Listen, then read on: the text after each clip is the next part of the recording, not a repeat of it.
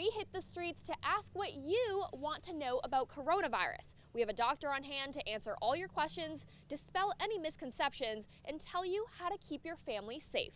How does this compare to the flu?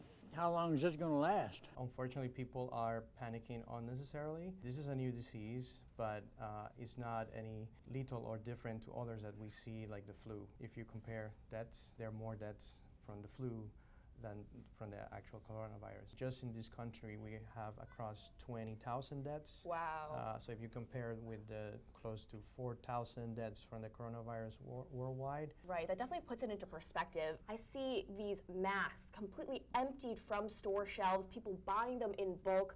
Are masks actually effective? Unfortunately, there's a lot of misconception with the use of the mask. The CDC and the public health, they're constantly telling you that that's not an effective method and actually cause more panic. How does coronavirus spread? How does one really get coronavirus? Can I get it just by breathing near someone who has coronavirus? It's mostly transmittable through sneezing and coughing, the particles that are in the air. So let's say, worst case scenario, I identify a few of the coronavirus symptoms, so fever, cough, or difficulty breathing. What should I do?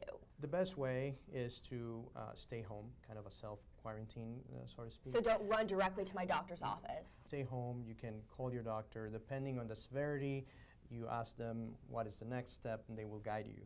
Because you don't want to infect others. How badly does it affect the children? Is there any deaths that are related to children in the coronavirus? Is there an average age of the people who've died so far from this disease? Does it skew a lot older? People around 65 or older, and usually those patients have some other conditions, underlying conditions. Can I get coronavirus as a kid? As someone who's young with a relatively stable immune system, the chances of actually just surviving this is typical to the flu. If you see it on that perspective, you have a very high chance of surviving this disease. You're not gonna die from it just because you got it. What is actually the likelihood that if you get coronavirus that it could lead to death?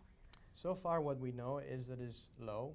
Should I change my plans or could not go out in public? A lot of these big events, like South by Southwest in Austin, Texas, a lot of major schools, they've been putting classes online. Should people be changing any aspect of their life? Should they be avoiding travel, avoiding big parties or public places? Things are a little blown out of proportion and people are panicking unnecessarily. Doing a preventive action helps, but right now there is no specific recommendation from CDC or the public health saying cancel all your events.